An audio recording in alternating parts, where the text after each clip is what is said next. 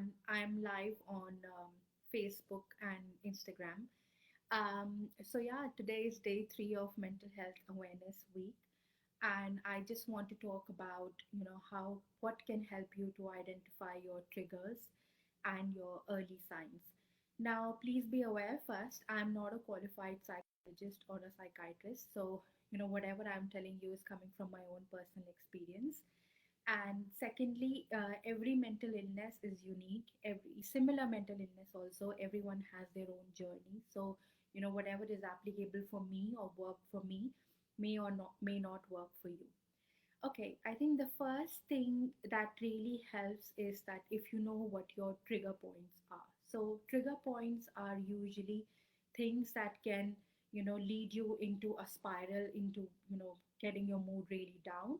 Or if you are a person who has mental illnesses like bipolar disorder or high functioning anxiety, you may have certain, trigger points as well that can give you a really upswing in your mood as well. So, firstly, I would say work out with your psychiatrist or your psychologist to understand, once you have a formal diagnosis, to understand what really are your trigger areas.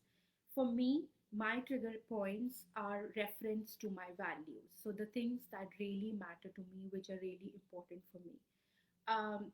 Family is something that is very important to me, and it may or may not be important to you, which is completely fine. So values are something that you really hold personal to yourself. It is not something that the society expects you to hold in high regard. For some people, their careers are far more important than family, which is absolutely fine. For some people, religion is far more important than family, which is absolutely fine as well. So you what you need to identify is what is in this world that values or matters a lot to me. Once you have identified what your values are, the things that are important to you, the people that are important to you, the circumstances in life that are important to you, you can understand that if something doesn't go the way you want it to, that can be a trigger point for you. For me, my parents' health is something that is very important for me. And even if I see a slight glimpse of them feeling unwell, it is something that triggers me. So that is one of my trigger areas. The reason it's important to know your trigger areas is because then you can prepare yourself when the situation comes. So say for instance, if my god forbid, if my parents start feeling unwell, I can prepare myself that my this is something that can trigger my change in my mood, change in my emotions, and I need to be prepared. Do I need to check in with my psychologist more often than I see her? Do I need to speak to my psychiatrist?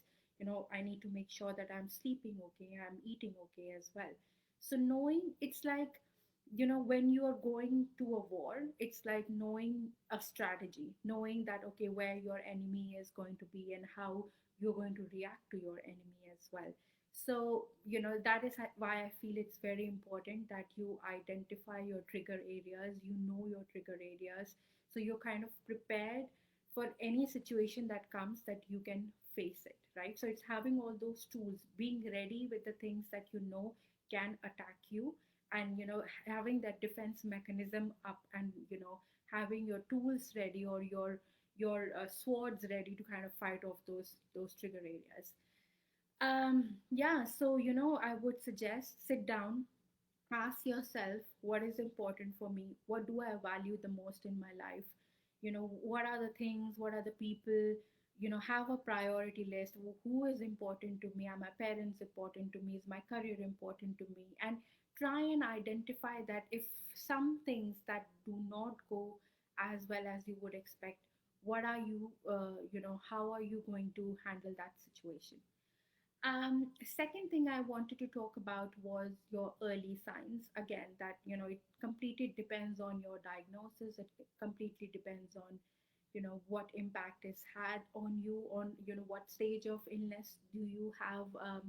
So for me, my early signs, and I guess that's slightly common for a lot of mental illnesses, is that there is a change in your eating and sleeping patterns. So I don't know, you may be sleeping a lot more than you are usually you sleep, or you may be eating a lot more, or eating far less, or sleeping far less when you're not feeling your 100%. So I guess maybe just worth having, a check, and just seeing that, okay, if this happens, what is going on inside me. I know for me, sleeping patterns is something that triggers that something is not right. For me, in my depression, I tend to go, I want to just sleep all day. Like, trust me, it is very hard for me to get out of bed. And when I sense that I am sleeping a lot more than a normal person should be, and I'm not doing much, and there is nothing that I'm physically exerting myself, that I want to sleep so much, something is not right. Probably I need to question myself. Another early sign for me for stress is that I get really bad pain in my shoulders and in my back and my upper back.